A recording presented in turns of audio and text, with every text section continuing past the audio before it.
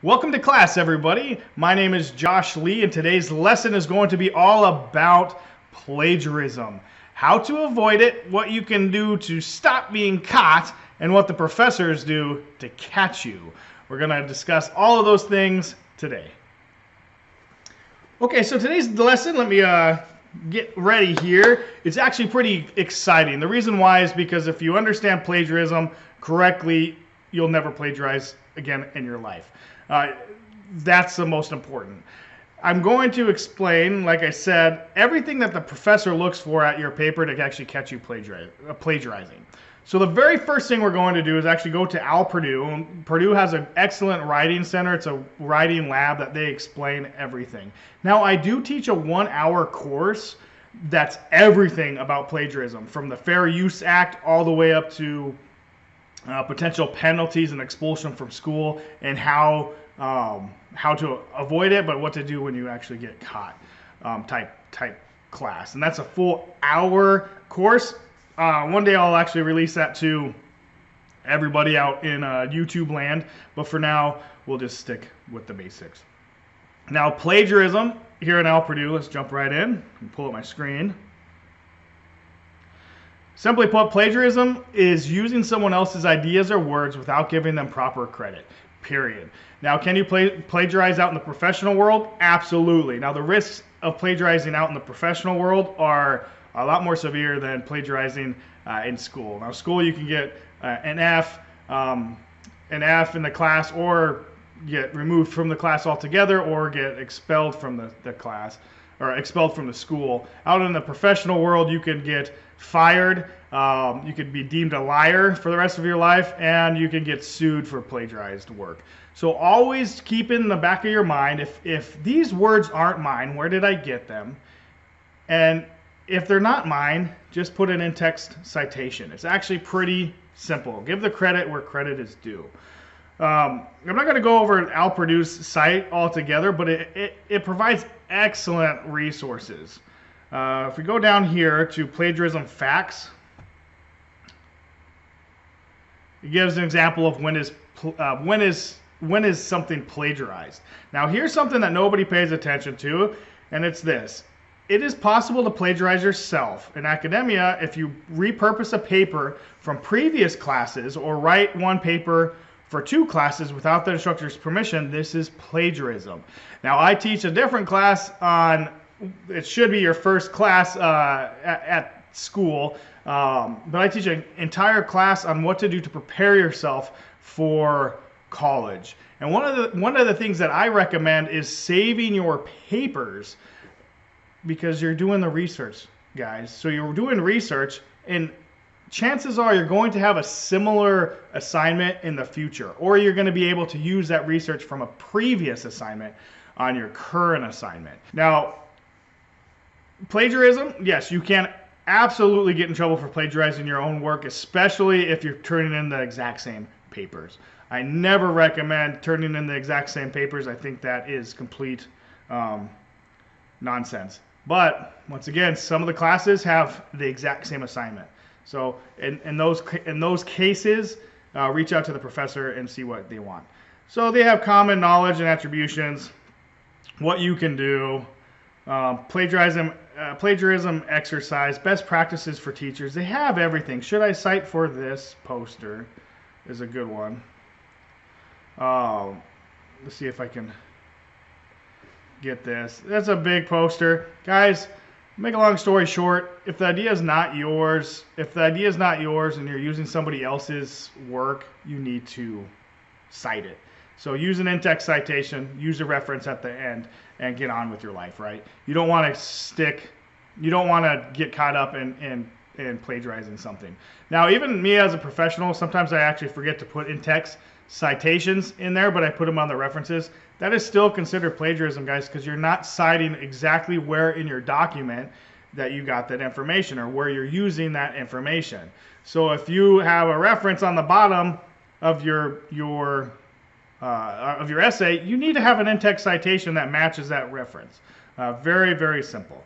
Okay, so now enough about that, but now let's go on what we look for and exactly how we find plagiarism. So let me move this out of the way. going to give you some examples. Now, these are examples from real student papers. Okay, these are real student papers I picked out at random. I stick them in a big bin, and then I let them sit there for a while. I don't know if these are male or female papers, students. I don't know anything about them. I don't even know, unless it says, which course it came from. Yeah, so I just blacked them all out. The reason why is because I really don't want the student to find out that I'm using this paper, because that's kind of messed up, right? If we're using their paper as an example. So this is all covered. Nobody knows who these papers actually came from, but these are actually real life student papers that we're going over. All right. And I do this to show the examples of what we actually do. All right, so here's the title page. Obviously, I blocked out everything. All the schools use either Turnitin or some type of Turnitin product. It's plagiarism checker, right? All the schools use it. Some use it on 200 level classes and above. Some use it on every single class. But they use some type of plagiarism software that helps them. What this plagiarism software does is every time you upload a paper, it saves it. It saves it, and then when somebody else uploads a paper, it saves it and compares. The more students that upload and save papers on the platform, the more data it gets and the more data it can compare it to. It doesn't necessarily mean that the information is plagiarized, and I'll show you, but the more data, the better in this case, because now you're comparing it to a lot of different people. All right, so let's get going. All right, so as you can see, let me see if I can zoom in here a little bit. Yeah, I'll zoom in. All right, so all the reds, look at all the reds and purples. Everything that is highlighted, guys, is flagged as plagiarism. It's flagged as being used by some other, some source. Immediately off the bat, what can we recognize here, guys? We could recognize, okay, well, let's go up here. Look, the stakeholders target health disparities during pandemic. Okay, that's flagged. Guys, if it's a title, I don't care. Your professors don't care if your title is copied 100%. Why? Because that's the name of the assignment. So that's almost always going to be highlighted. You have all this red here. Oh, here's one right here. So here's a good one. This blue one, you have quotations, but you don't have a proper in-text citation after it. You just have this. Shutter Health Center for Health Systems Research. That is not that is not an in-text citation. So it's going to flag it, and you're going to get in trouble. So make sure whatever style guide you're using, that you do the in-text citations and the references according to that style guide. So you can see that one can actually be fixed. All this stuff, here it is, the real value of study notes. All this is taken directly, word from word, from some source. Whoops. Let's go over here. Some source. Same thing with this, guys. In case of blah, blah, blah, look at that. It's all taken directly from your sources without citing it. Now, this is a very short paper. They only put one reference. Okay, first this is all done incorrectly, the reference page, but they only put one reference, and they obviously used a lot more than one reference. The only reference that they show is actually this Shutter one, this quote. That's the only one that they cited. So this paper is 100% reject. Now let me see what the score looks like. Okay, so if you go down to the bottom of the reports, they always give you some type of report. There's a similarity index of 77%. That means 77% of this paper was taken directly from another source. That is absolutely unacceptable, no matter what, no matter what university you're in, right? You have to keep it typically under 20% to be able to turn it in. So similarity index is 77%, student papers is 11%.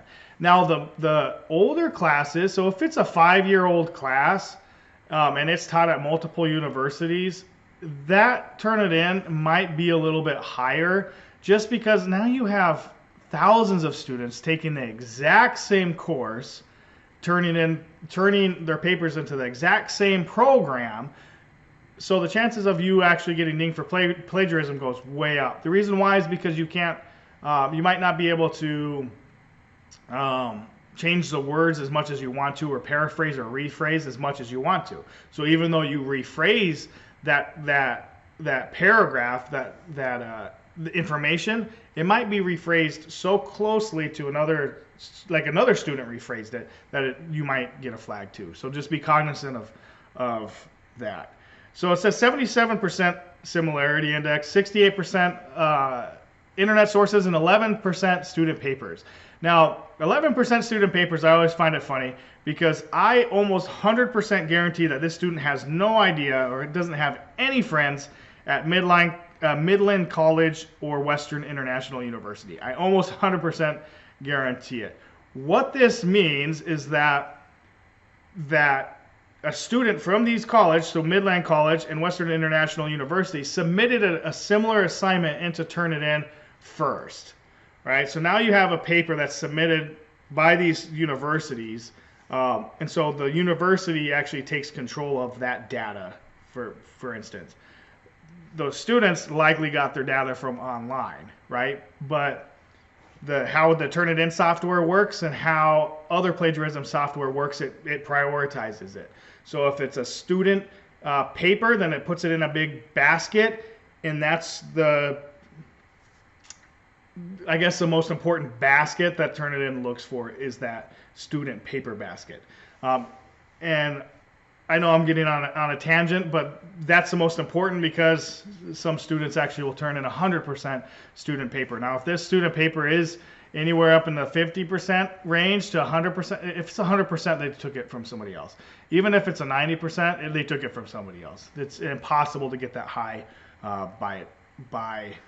or they bought it online. This one, he got all of their sources from AHA.org. So 68% of their sources or their information came from one website. Now AHA is this. So here you go. It's AHA.org. So he did get all of their information from that one website. 100% correct.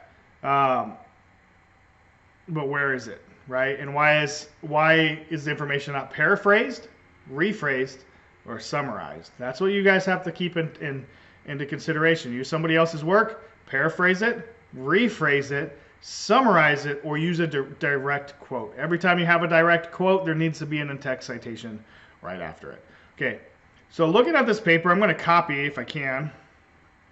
It's not going to let me. Dang it.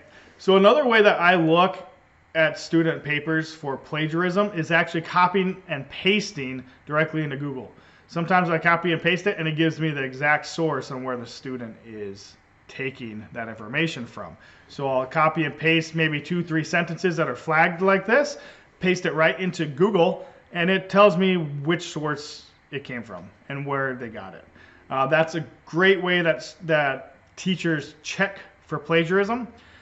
More importantly, guys, we get to know you over time. So some of my students I've had in multiple classes, others this is my first time teaching them. But as you turn in more papers and I interact with you in the classroom, I know how you write. Even though I have 100+ students, I still know how each one of my students writes.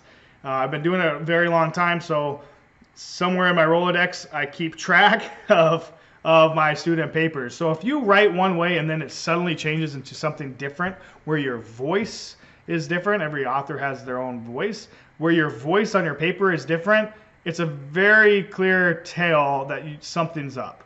And that's when we'll dig a little bit more. Don't do it, guys. A lot of the professors are just like me. So we all come from the same place. We all have those same experiences, and we all pay attention to the little things. Trust me, it's very, very easy to spot a plagiarized paper when you see one. Second one, and it's really hard for students to trick us. And you trust me, you don't want to trick, especially me. If you're going to plagiarize in my classes, you're kind of toast. So don't do it in my classes. Honesty is the number one rule in all of my classes, and my students know that from the very beginning. Okay, let's look at another assignment. Same thing. Let me zoom in here.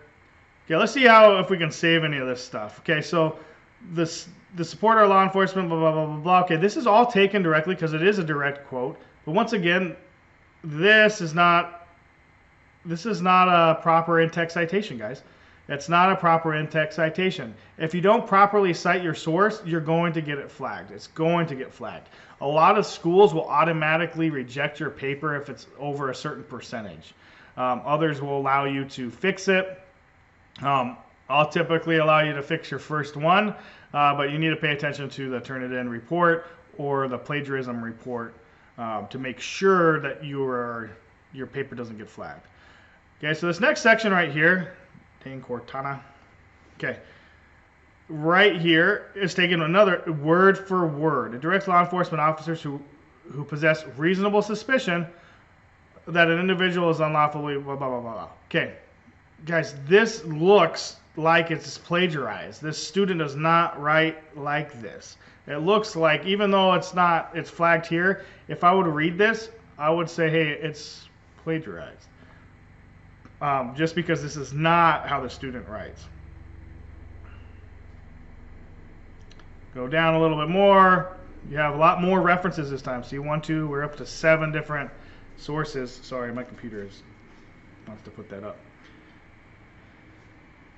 Go through it, go down, look at, you have this. So this one is almost rephrased, right? She or he put in hopes when, it broke it up a little bit more, but not enough. But look at what's right here. In the case of Arizona v. United States, this should be lowercase, but anyways, and this should be italics. Arizona v. United States, this is actually an almost acceptable form of resource, or of, not plagiarism, but the student almost did it right. In this case, this would have been fine if this was italics, and then she would have put an in-text, really quick in-text citation on the bottom, stating the year and the year of the case, right? And this doesn't need to be in quotations because she's summarizing what the case is. So this is actually okay. Here's another title. Let me go down. There's a title, another reference here. Lots of different references. Okay, a lot of this students, so frustrating. A lot of this student's papers, the plagiarism issues with this student, all stem from quotations. The majority of the issues that I see from student papers all stem from the lack of understanding on how to use in-text citations and how to use direct quotes in your paper. So I don't know why I said paper. Sorry, in your paper. So like in this case, rather than like this whole section down here, number 2, this should have been in block format, and then once again an in-text citation, and the student would have been fine. Go down. Now let's see her report. Okay, once again, this is not references. You will get dinged. This does not count as a reference page. Throwing a URL on a reference page, it just doesn't cut it, guys, at all. You have to give us the full reference. All right, 75%, 67% internet sources, 16% publications, 73% student papers. Okay, so now I look here. This is submitted to Brookline College, 18%. So let me see on 1. So let's go on 1, because that's high. 73% student papers is actually pretty high. So let's see on 1. Okay, it looks like those are all the... It looks like those are all the titles, right? Who cares, right? That's every university has their own assignments. So this paper likely came from Brookline College. The student came from over there, likely, because they're using the same headings. And then they gave some other ones. So this internet source right here, let me see if it will pop it up. Amazon keeps track.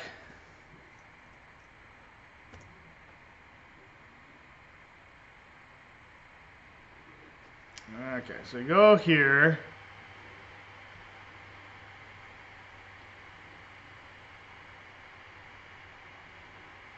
All right, she actually got these from a blog.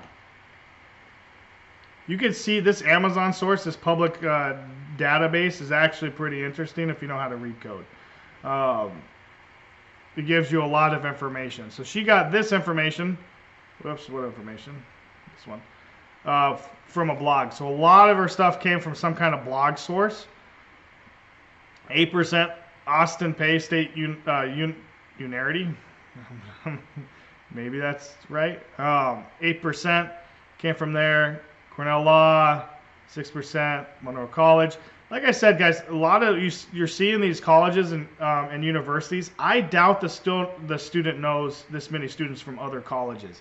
It just happens to be that those colleges had a similar assignment, and the students uploaded it first. So if the student uploads it first before Turnitin can find that reference on the internet by itself, then the reference goes to the school, not an internet source.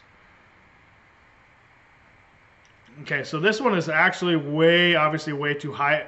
This would have been a fail on a paper simply because it's 73% student, 75% index, and 67% is internet sources. The student papers kind of interesting on this one, but most of those had to do with the heading, right? Your headings. But this student could have saved this paper and could have recovered it by just including in-text citations on the direct quotes. Also cutting out a lot of the direct quotes. There's way too many in this one. Okay, one more and then we'll be done for today. Okay, another one, current event assignment. Whoop. Let me zoom in. Okay, same thing, guys. Another quote. Are you seeing it? The more we look at student papers, the more we can see, hey, these are the issues that other students have. These are probably the same issues that I'm having, and this is how I can avoid it. Direct quotes land you, if you don't cite them properly, will get you into some trouble. This one, look at this. It's almost there, guys. It's almost there. This quotation, though, this quotation mark is one space off from the actual quote. So that flagged that whole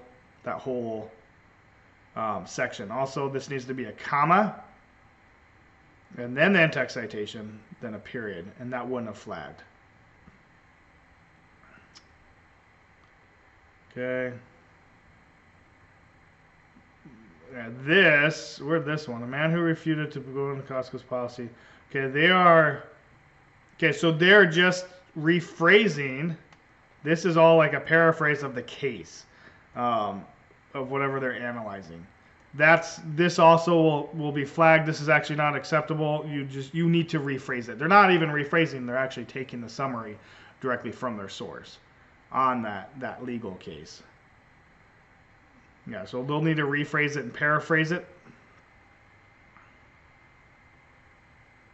This whole section right here, this whole section is taken directly from the case summary. And that was it? Yeah. So this paper would have had to been redone here. Doesn't look so good. Reference page is actually really good. Reference page is good. Just remove the hyperlinks from the URLs and they'll be fine. Okay, you see 3 sources: Fox, United States Courts, and then the archives. Let's see if we can find those. So 61%, 30% student papers. Wiki, see? Look at. Okay, here's your references. Fox, Courts, National Archives. This is where we're finding it. More than likely, they got most of their information from this wiki source, right? So from a wiki, like Wikipedia or something, and then they're just copying and pasting directly from Wikipedia. Let me see if I can, I can't highlight. And guaranteed that's probably what it was. Can I highlight this? No, I can't highlight it. Sorry, so if I could highlight this section right here on one and put it into Google, guaranteed that would have came back to probably a Wikipedia. So taking it directly from Wikipedia. Even though this says Fox 5 DC, that's the original source that's cited in Wikipedia. So this student started in Wikipedia, found the source, took it, copied it from Wikipedia, and stuck it in their paper, and that's what gave them this high score. Okay, enough's enough. Let me exit out of here. I hope this explained everything really well, guys. The biggest thing I wanted to show you is that plagiarism does happen, happens quite often. Sometimes it's intentional, most times it's not. Like in this case, the issues arise when you're using direct quotes. Most issues arise when using a direct quote. So remember, if you're using a direct quote, quote it correctly. You might need to put it in a block format depending on the length, and use an in-text citation. If it's not your information, you need to summarize it, and you're not using a direct quote. You need to summarize it, you need to paraphrase it, or you need to rephrase altogether, and you need to use an in-text citation right after that chunk of information. That is how you avoid plagiarism. It's not very hard to just take some practice, especially when you're coming directly from high school, directly into college. That kind of is a shock because a lot of teachers in high school don't really pay attention to plagiarism as much as teachers at the university. So I hope this helped. Once again, if you guys have any questions, feel free to contact me, reach out to me, email me, message me, whatever you like, and I'm here to help. Have a great rest of the week and take care.